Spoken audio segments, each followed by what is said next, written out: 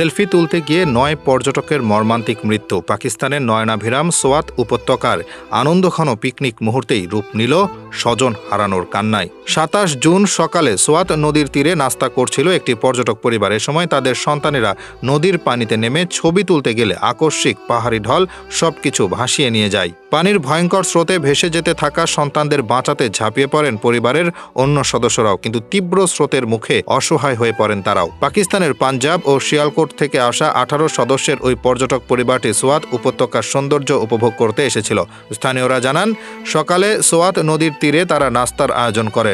চারপাশে মনোরম প্রকৃতি, হালকা ঠান্ডা বাতাস আর শান্ত নদীর ধারে সবাই মিলে গল্প, আড্ডা আর ছবি তোলায় মেতে উঠেছিলেন। ছোট ছোট বাচ্চারা নদীর পানিতে নেমে মজা করছিল। একসময় সবাই ছবি তুলতে ব্যস্ত হয়ে পড়ে, কেউ আবার মোবাইলের ক্যামেরা হাতে সেলফি তুলছিলেন। ঠিক তখনই আচমকা পাহাড়ের দিক থেকে নামতে শুরু করে বিপদ। দূর পাহাড় থেকে তীব্র গতিতে নামা সেই পাহাড়ি ঢল মুহূর্তেই বদলে দেয় নদীর শান্ত রূপ।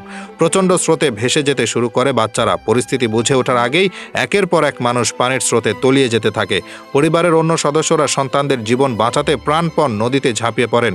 কেউ কাউকে ধরে রাখতে পারেনি, কেউ আবার সাহায্যের জন্য আর্তনাদ করেও শেষ রক্ষা করতে পারেনি। মুহূর্তের মধ্যেই আনন্দের ভ্রমণ পরিণত হয় মৃত্যুর বিভীষিকায়। স্থানীয়রা জানান, দুর্ঘটনার পর দীর্ঘ ২ ঘন্টা ধরে শুধু কান্না আর সাহায্যের আর্তনাদ শোনা গেছে। মানুষ নদীর পাড়ে দাঁড়িয়ে অসহায় চোখে দেখেছে আপনজনদের ভেসে যেতে, কিন্তু পাহাড়ি ঢলের প্রবাহ এতটাই বিপজ্জনক ছিল যে কারো পক্ষে নদীতে নামা সম্ভব ছিল না।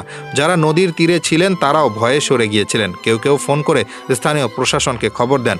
সোয়াত প্রশাসনের পক্ষ থেকে জানানো হয়েছে, ওই এলাকায় সকাল ৯:৩০টায় বন্যা সতর্কতা জারি করা হয়েছিল, কিন্তু এর আগেই পর্যটক পরিবারটি নদীর তীরে পৌঁছে গিয়েছিল, ফলে সতর্কতার বিষয়ে তারা কিছুই জানতেন না। প্রশাসনের কর্মকর্তারা আরও জানান, এই দুর্ঘটনায় মোট ১৮ জন ঢলের কবলে পড়েন।